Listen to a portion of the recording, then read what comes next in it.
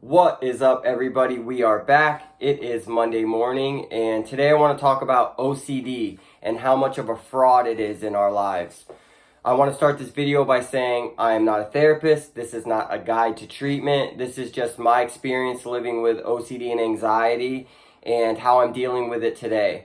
And I really wanted to talk about this subject because so many times we feel like the OCD themes and the OCD triggers are the only thing real in our life. It's the thing that we need to address, and it's life or death most of the time.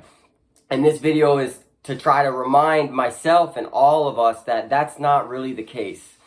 So recently, I injured my back. I think I jumped into a workout routine a little bit too quick after not working out for almost 2 years, and a combination of the exercise and working as a handyman, my back just couldn't take it. So I've been dealing with that. I've been seeing physical therapists and more recently going to a chiropractor to try to solve this issue and move forward. So during that time, I really just realized recently that I haven't been feeling any OCD triggers. My mind has not been consumed with OCD thoughts and obsessions.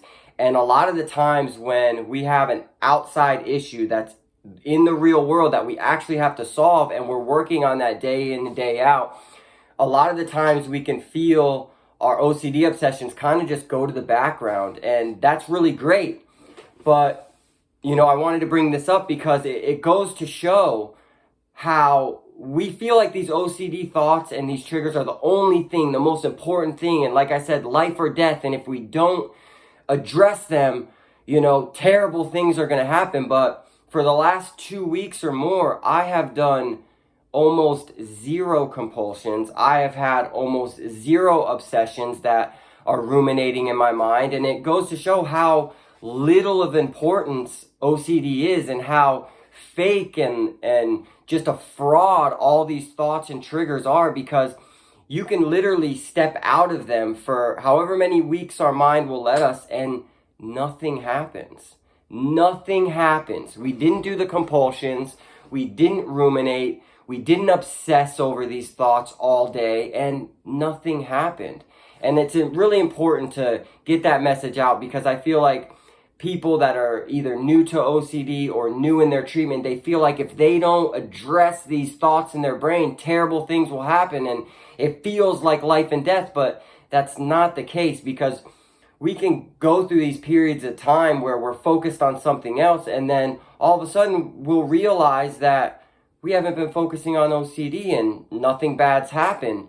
And it's also important to remember that your OCD themes might come back, and come back really hard, when you start to get a handle on whatever the other thing you're focusing on, or maybe just your OCD was on the back burner for a while in your mind. You had other things going on, but you just need to be aware of it, because they can come back. And sometimes when they come back after our focus has been somewhere else, it can really trigger that fight or flight response, and it can really amp up those spikes really, really high. But we just have to remember when that happens that these are just thoughts. I'm only going to address threats, not thoughts, and let those feelings sit with you, and then let them pass. So I really wanted to bring that up today because I think it's so important, and it kind of just goes to show how much of a fraud these thoughts and obsessions are, and how little they really matter to the real world, but they're super real to us. So I just wanted to bring that up to give some people some hope, and